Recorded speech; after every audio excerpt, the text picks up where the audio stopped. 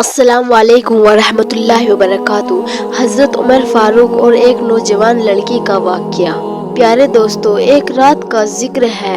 حضرت عمر فاروق معلوم کے مطابق حضرت ابن عباس رضی اللہ تعالی عنہ کے ساتھ لے کر مدینہ منورہ کی گلیوں کا گشت لگا رہے تھے۔ رات کافی ہو چکی تھی، مکانوں اور خیموں کی روشنی بند ہو چکی تھی۔ مدینہ منورہ کے لوگ گہری نیند سو رہے تھے، مگر ایک پھٹے پرانے خیمے میں ابھی تک چراغ جل رہا تھا اور دو عورتوں کی باتیں کرنے کی آواز آ رہی تھی۔ عورتوں میں ایک ماں تھی اور دوسری اس کی بیٹی۔ ماں بیٹی سے کہہ رہی تھی، دودھ بیچ کر جو پیسے تو لاتی ہے وہ اتنے کم ہوتے ہیں کہ بڑی مشکل سے چلتا ہے۔ میں جب تیری عمر کی تھی تو دودھ میں پانی ملایا کرتی تھی اور بڑے آرام سے گزر بسر ہوتا تھا۔ بیٹی میری بات مان اور صبح سے دودھ میں پانی ملانا شروع کر دے، 4 پیسے زیادہ آئیں گے تو گھر کی حالت سدھر جائے گی۔ بیٹی ماں کو ٹوکتے ہوئے کہتی ہے، ماں توبہ کرو، کیسی باتیں کر رہی ہو؟ آپ کو سمجھاتے ہوئے کہنے لگی، ماں جب تم دودھ میں پانی کی ملاوٹ کرتی تھی تب اس وقت تم مسلمان نہیں تھی۔ الحمدللہ اب ہم مسلمان ہیں، ہم دودھ میں پانی نہیں ملا سکتے۔ ماں بولی، آخر اس میں حرج ہی کیا ہے؟ دودھ میں پانی ملانے سے اسلام پر کون سی آنچ آ جائے گی؟ بیٹی ذرا سخت لہجے میں بولی، اماں تمہیں کیا ہو گیا ہے؟ کیا تم بھول گئی ہو ہمارے خلیفہ حضرت عمر ابن خطاب رضی اللہ تعالی عنہ کی ہدایت کے مطابق دودھ میں پانی بالکل نہیں ملانا چاہیے۔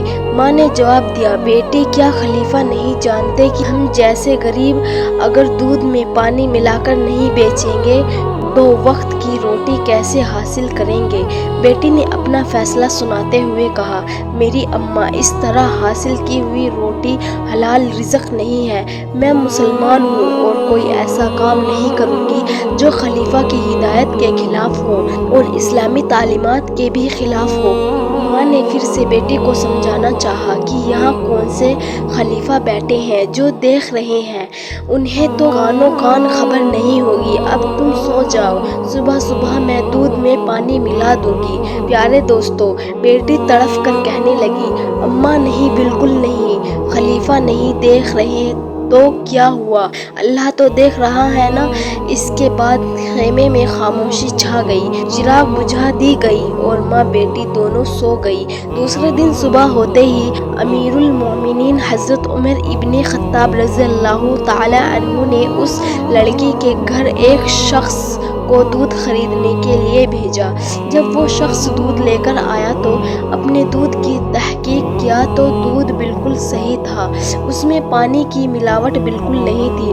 حضرت عمر ابن خطاب رضی اللہ تعالی عنہ اپنے رات کے ساتھی حضرت ابن عباس رضی اللہ تعالی سے پوچھا کہ ایسی نیک کردار اور اللہ سے ڈرنے والی لڑکی کے لیے کیا انعام ہونا چاہیے؟ حضرت ابن عباس رضی اللہ تعالی عنہ نے رائے دی کہ کم سے کم 1000 درہم انعام میں دینی چاہیے۔ حضرت عمر ابن خطاب رضی اللہ تعالی عنہ نے حضرت ابن عباس رضی اللہ تعالی عنہ کو خاطب کرتے ہوئے فرمایا، ایسی نیک اور پاک سیرت لڑکی کی ایمانداری کو سکوں میں نہیں تولا جا سکتا۔ اس لڑکی کو ایسا انعام دینا چاہتا ہوں جو اس کے شان کے مطابق ہو، یعنی اس لڑکی کو وہ انعام دوں گا جس کی وہ حقدار ہے۔ ماں اور بیٹی کو حضرت عمر کے دربار میں بلایا گیا اور رات کا پورا واقعہ انہیں پھر سے سنایا گیا۔ ماں کے چہرے پر مایوسی آ گئی اور شرمندگی سے اپنا سر نیچے کر لی اور بیٹی کا چہرہ صداقت کی نور سے جگمگا اٹھا۔ حضرت عمر ابن خطاب رضی اللہ تعالی عنہ سے کہا، اسلام کو تم جیسی بیٹیوں کی ضرورت ہے۔ پھر حضرت عمر نے کہا، مسلمانوں کا خلیفہ ہونے کی حیثیت سے میری خواہش ہے کہ میں تمہیں اپنی بیٹی بنا لوں۔ حضرت عمر رضی اللہ تعالی عنہ کے 2 بیٹے حضرت عبداللہ اور حضرت عبد الرحمن کی شادی ہو چکی تھی، مگر آپ کے تیسرے بیٹے حضرت عاصم کی شادی نہیں ہوئی تھی۔ حضرت عاصم قدور اور حسین شخصیت کے مالک تھے۔ اپنے وقت کے اچھے شاعر اور عالم تھے اور اسلامی اخلاق اور سیرت کا نمونہ تھے۔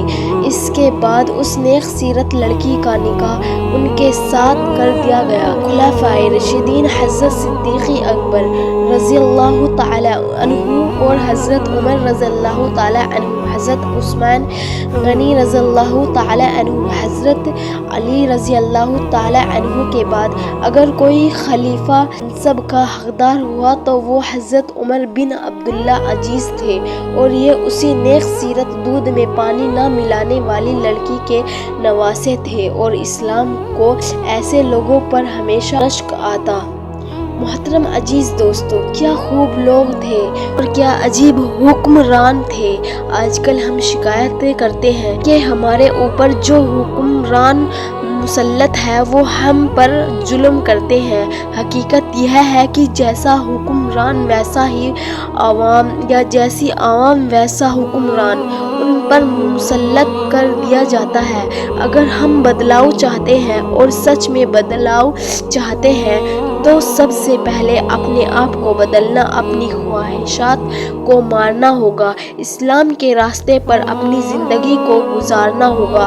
حضرت محمد مصطفیٰ صلی اللہ علیہ وسلم، خلفائے راشدین اور صحابہ اکرام رضی اللہ تعالی عنہ کے بتائے ہوئے راستے پر چلنا ہوگا، تب جا کر ہماری زندگیاں اور ہمارے حالات تبدیل ہوں گے۔ محترم عزیز دوستو، اللہ تعالیٰ سے دعا ہے کہ اللہ ہم سب کو نیک اور اچھا انسان بنانے کی اور لوگوں کے کام آنے کی توفیق دے۔ آمین۔